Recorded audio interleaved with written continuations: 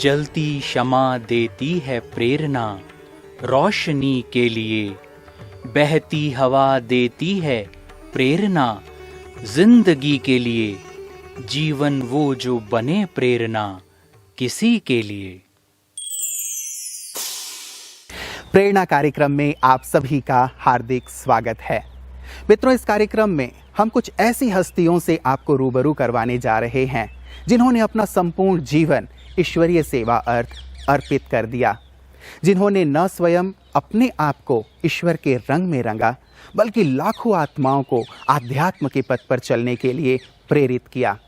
ये कार्यक्रम ऐसी ही महान विभूतियों को अर्पित है, समर्पित है। प्रेरणा। केसरिया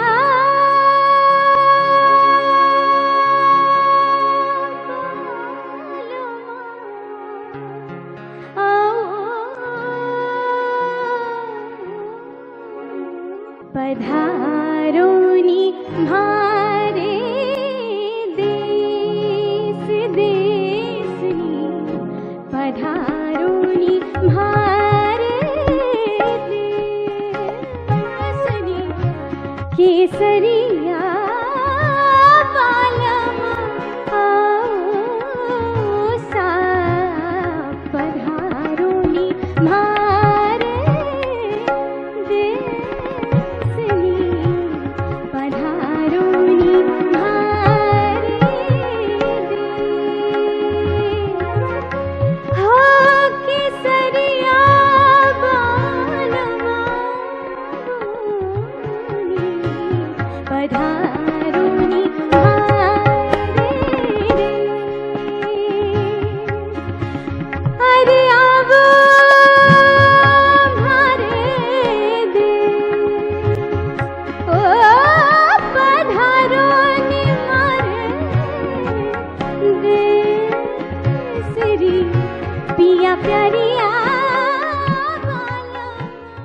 राजस्थान का दूसरा विशाल शहर जोधपुर महलों एवं चित्रकला के लिए प्रसिद्ध है। राजा जोधाराव के द्वारा बसाए वैभवशाली शहर जोधपुर में आदरणीय शील दीदी जी निमित्त हैं। दीदी जी का जन्म 1950 में जयपुर के एक संपन्न परिवार में हुआ। जन्म से ही आप ईश्वर अनुरागी थीं। आपको 1963 में जयपुर में ईश्वरीय ज्ञान की प्राप्ति हुई। आपने अपनी लौकिक पढ़ाई बीए में राजस्थान यूनिवर्सिटी से सिल्वर मेडल प्राप्त किया।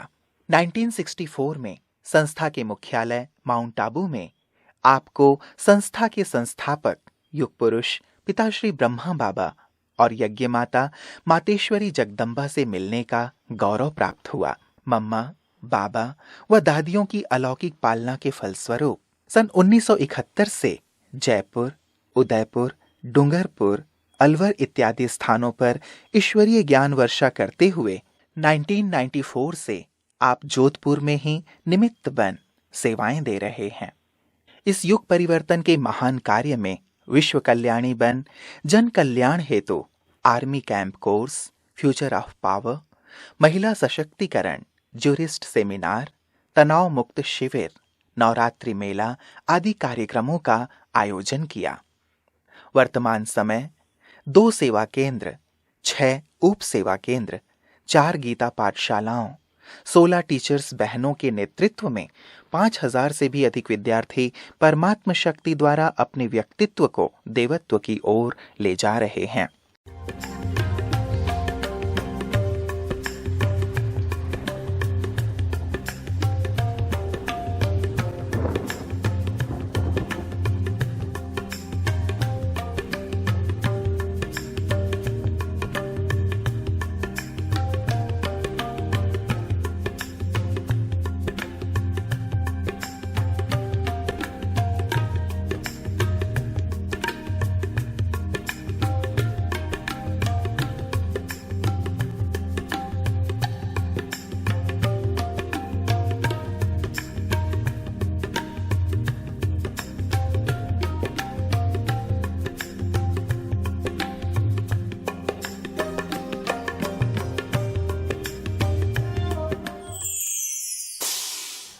हमारी लौकिक मम्मी जो थी वो बहुत ही भक्ति भावना वाली, वो आनंदपुर दरबार को मानती थी, मानती हैं अभी भी। उनके अंदर बहुत अच्छे भक्ति भावना के संस्कार हैं।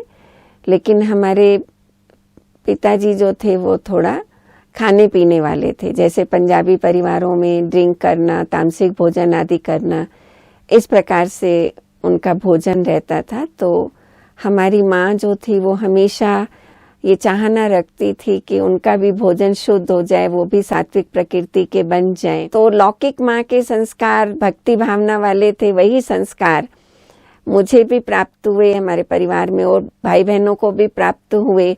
तो मुझे बचपन से ही भक्ति, पूजा पाठ करना, मंदिरों में जाना, व्रत उपवास करना, इन सब का बहुत शौक था। मैं गीता पढ़ती थी, सुख सागर पढ़ती थी, पढ़ाई का भी शौक था, सिलाई, बुनाई, कढ़ाई, इसमें मेरा काफ़ी समय जैसे खर्च हो जाता था। पढ़ाई में भी बहुत रुचि थी कि अच्छी तरह से नंबरों से ही पास होना चाहिए। तो ऐसे ही हमारा जीवन चल रहा था।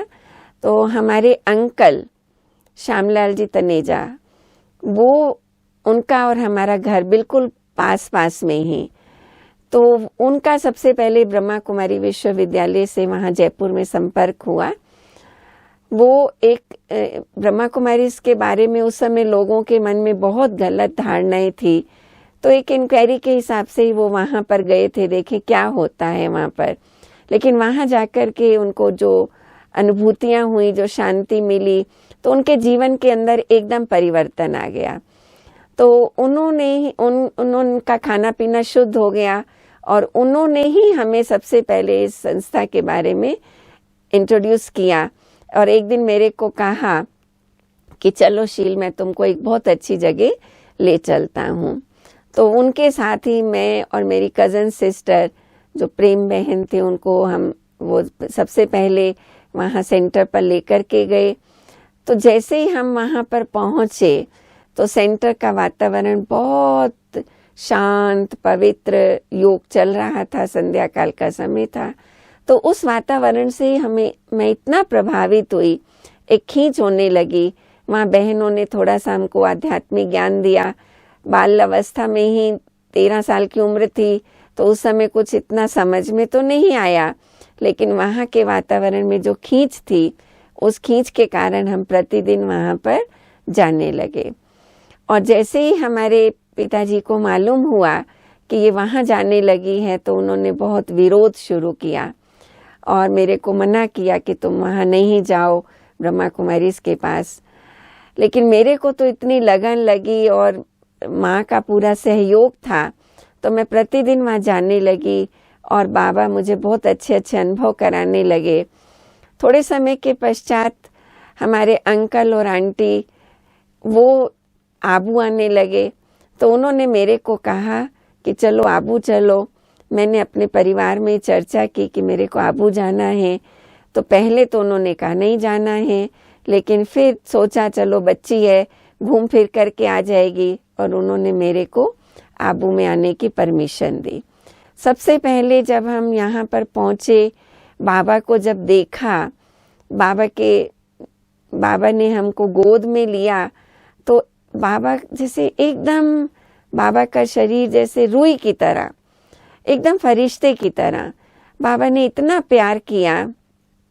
और 1-2 दिन के बाद रात का समय था, मैं अपने कमरे में आबू में ही जा रही थी, पांडा भवन में जहाँ हमारा मुख्यालय है, वहाँ से जब कमरे की ओर जा रही थी, तो ब्रह्मा बाबा ने एक ऐसा वरदान दिया जिससे हमारा पूरा ही परिवार का जीवन ही बदल गया। तो जैसे ही मैं जा रही थी, बाबा अपने कमरे से निकले और बाबा ने मेरे को कहा, बच्ची तुम भगवान लाल की बेटी हो। हमारे लौकिक पिता का नाम भगवान दास था। तो बाबा क्या करते थे, जिसके नाम के पीछे दास अक्षर होता था, बाबा वो नाम दास अक्षर हटा देते थे। बाबा कहते थे बच्चे दास थोड़े बनना है। तो बाबा ने उनको कहा तुम भगवान लाल की बेटी हो। क्योंकि हमारी निमित टीचर जो निर्मला दीदी थी, जिन्होंने हमको इस ईश्वरीय ज्ञान में चलाया, उन्होंने बाबा को पहले से ही परिचय बता दिया था, हमारे पिताजी के बारे में बता दिया था, हमारे बारे में। तो बाबा ने कहा कि बच्ची तुम भगवान लाल की बेटी हो। मैंने कहा जी बाबा। तो बाबा ने एक वरदान दिया। बाबा ने कहा बच्ची तुम्हें अपने बाप की सेवा करनी है।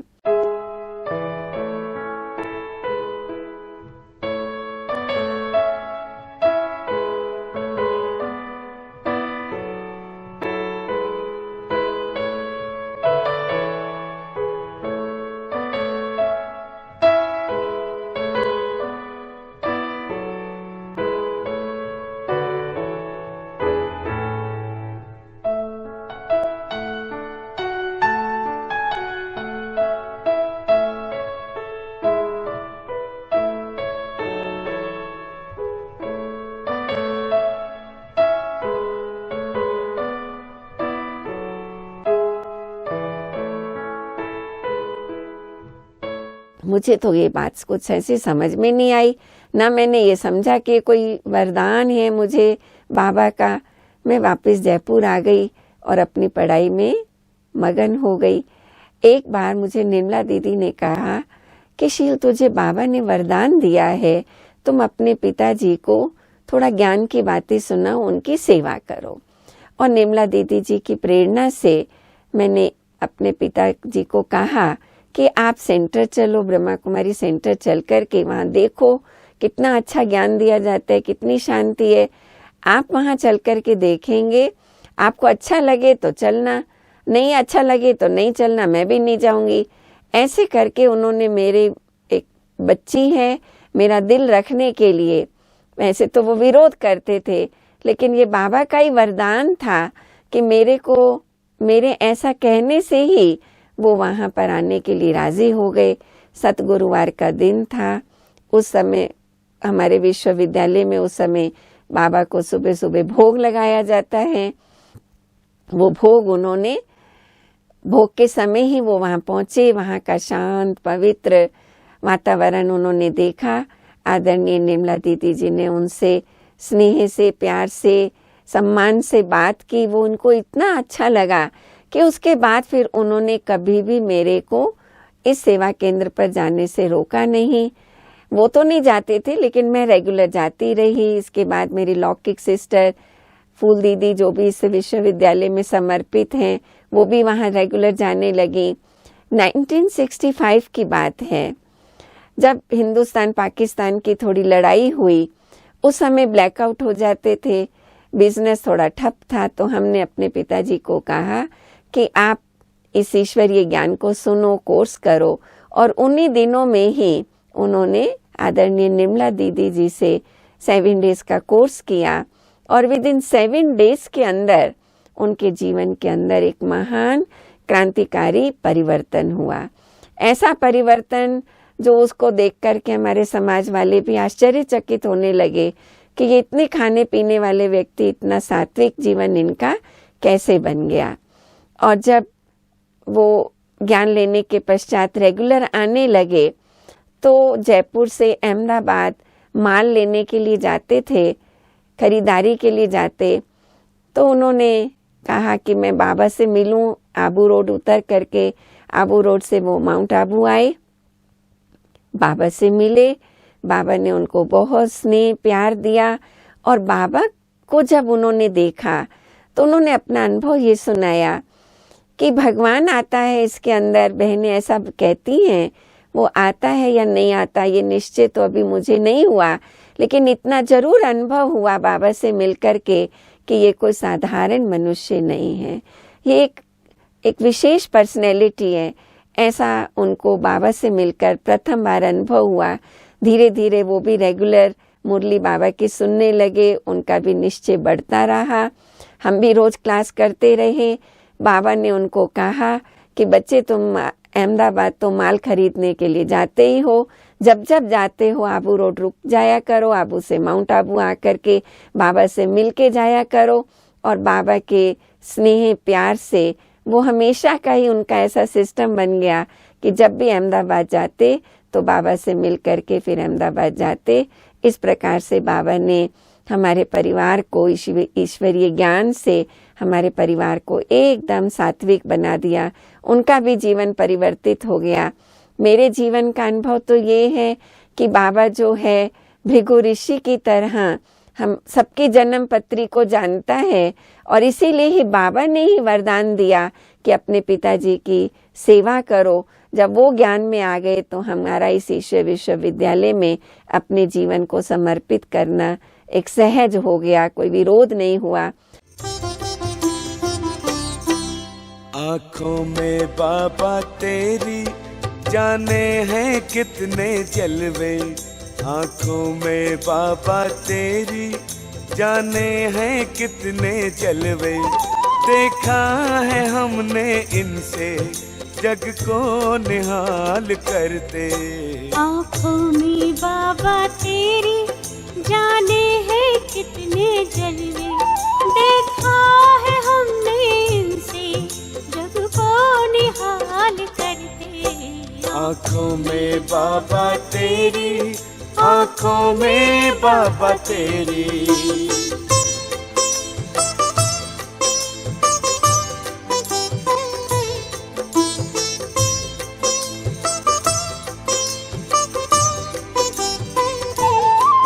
भगवान को भी बाबा आंखें तेरी लुभाई, भगवान को भी बाबा आंखें तेरी लुभाई, बरसा रही है इनसे अब रहमते खुदाई।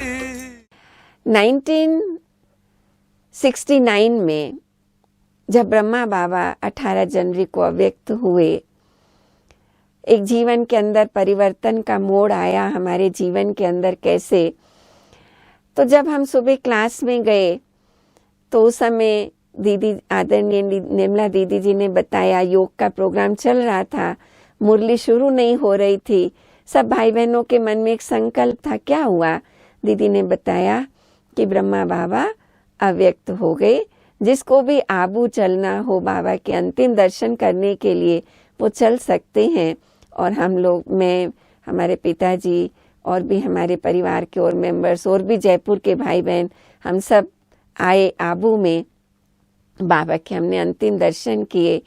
और 21 जनवरी को जब बाबा का अंतिम संस्कार हो रहा था पांडव भवन के आंगन में, जहाँ पर अभी शांति स्तंभ बना हुआ है, वहाँ पर खड़े होकर के बाबा ने कहा, मन बहुत दुख ऐसा हो रहा था कि बाबा अव्यक्त हो गए हैं, पता नहीं मेरे जीवन से क्या चला गया। बहुत बाबा का प्यार पाया हुआ था, बहुत रोना आ रहा था।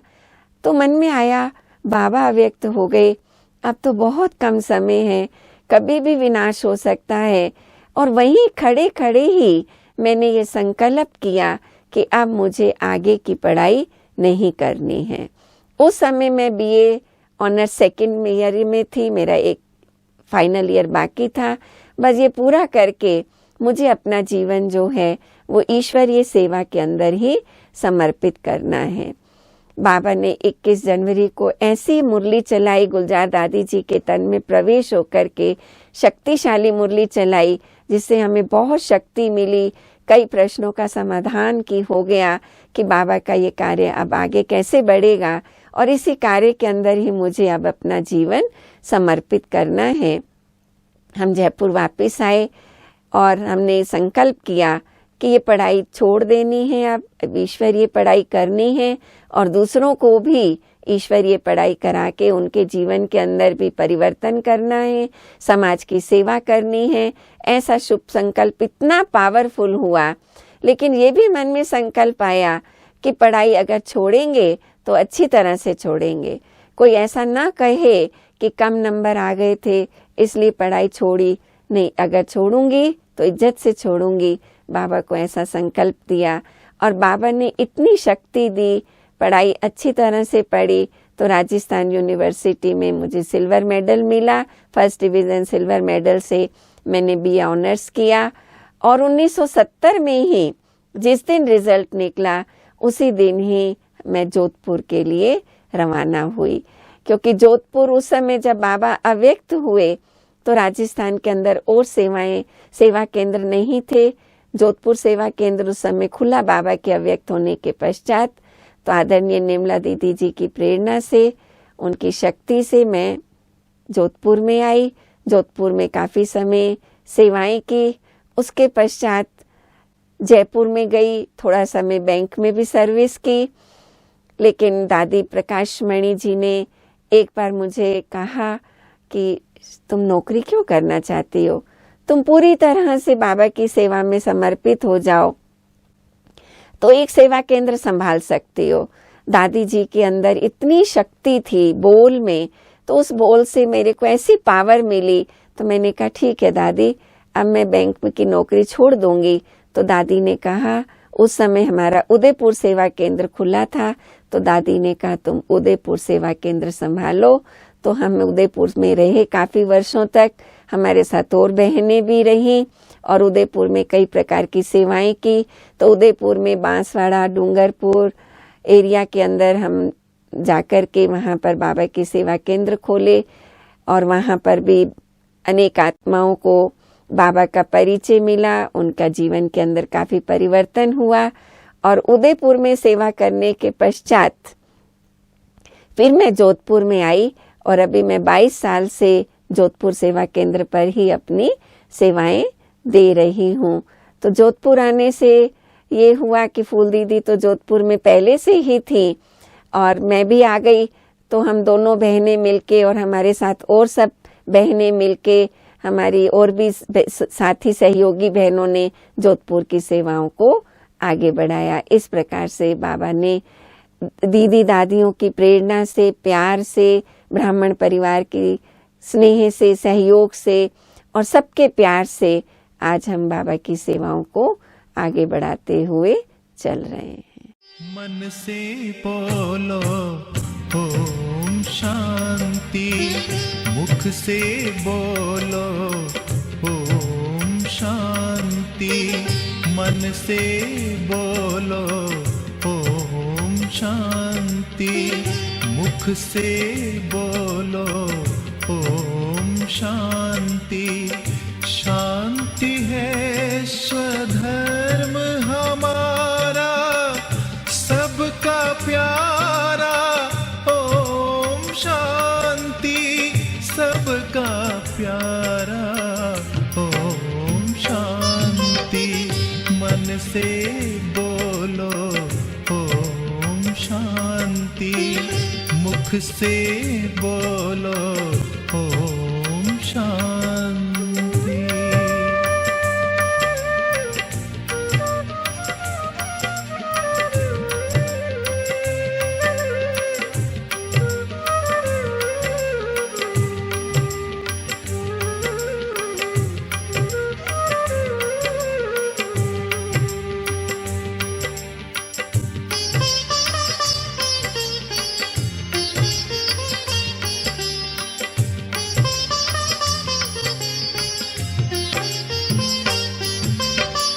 यही है एक महामंत्र जो तन मन को शीतल बनाए। राजयोग का धार यही है, जीवन को निर्मल बनाए।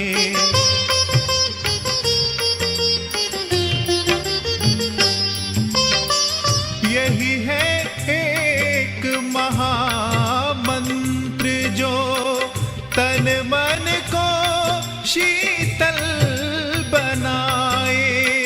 राजयोग का धार यही है, जीवन को निर्मल बनाए। दिल से बोलो ओम शांति, नैनों से बोलो ओम शांति। सेवाओं के फील्ड में रहते हुए इस बात का मैं हमेशा ध्यान रखती हूँ कि जो भी बाबा के बच्चे सेंटर्स पर आते हैं, उन सब बाबा के बच्चों को कि हमें अच्छी तरह से सेवा करनी है। कितना त्याग करके वो आते हैं, तो उनके लिए समय जरूर निकालना है, उनको ज्ञान योग से अच्छी पालना देनी है और उनके साथ बहुत स्नेहपूर्वक व्यवहार करना है ताकि वो माया की दुनिया से निकल के ईश्वर के बन जाएं। और ये भी दादी जानकी जी की क्लास हमने की तो उनसे प्रेरणा मिली, बाबा की मुरलियों से भी प्रेरणा मिली कि कभी भी किसी भी सेवा के लिए ना नहीं करनी है, क्योंकि बाबा कहते हैं ना माना नास्तिक। अगर नहीं भी सेवा करना वो आता, वो गुण विशेषता बाबा भर देता है। सेवा के हर फील्ड में जहाँ जहाँ भी रहे, चाहे कहीं पद यात्रा में गए, चाहे किसी भी और सेवाओं में गए, तो बाबा ने ऐसा अनुभव कराया कि कार्य तो बाबा का है, तुम तो केवल निमित्त मात्र हो। तो ऐसे ही निमित्त समझकर और अपने को कठपुतली समझ करके मैं बाबा की सेवाओं में चलती रहती हूँ और कभी भी बाबा की सेवाओं के लिए कोई भी सेवा हो ना शब्द नहीं निकले, ऐसा ही पुरुषार्थ करती हूँ कि सबके साथ स्नेह से प्यार से हमको चलते रहना है। दीदी के अंग संग रहकर ऐसा लगा जैसे बाप दादा के साथ रह रही हूँ, मम्मा की पालना मिल रही है। चाहे कोई छोटा हो या बड़ा, दीदी ने सबका सम्मान किया, इतने निर्माण और निर्मल रहे। दीदी का हर समय हर बच्चे से जो लगाव है वो एक माँ की ममता का एहसास हरदम हमें कराती है और इससे हमें जो है अलग मोटिवेशन और अलग जो सपोर्ट मिलता है वो हमें बहुत ही अच्छी खुशी का एहसास कराती है। दीदी एक एक आत्मा पर विशेष अटेंशन देती है, चाहे रेस्ट के टाइम भी वो आत्मा आ जाए तो विशेष दीदी उससे मिलने जाएंगे, उनसे प्यार से बात करती है, तो वो एक ही बार में जैसे वो बाबा के बन जाते हैं, इतनी पालना का उनको अनुभव होता है। तो भले हमें ऐसा लगता है साकार बाबा को नहीं देखा, लेकिन इन दीदियों से हमको वो भासना सदा आती रहती है और सदा ही दीदी की से हम ये सीखते हैं कि हर सेवा में कैसे एक्टिव रहना है, अलर्ट रहना है और हमेशा बाबा की सेवा को एक्यूरेट करना है, काम चलाओ काम नहीं करना है। ये दीदी के जीवन से हमने सदा सीखा है। शिव पिता का सत्य ज्ञान एक दुनिया नहीं लाएगा, एक दुनिया नहीं लाएगा। आत्म जागृति का संदेशा घर घर में पहुंचाएगा, घर घर में पहुंचाएगा। योगी बनो पवित्र बनो, योगी बनो पवित्र बनो। शिव पिता का सत्य ज्ञान एक दुनिया नहीं लाएगा, एक दुनिया नहीं लाएगा। योगी बनो पवित्र बनो, योगी बनो पवित्र बनो।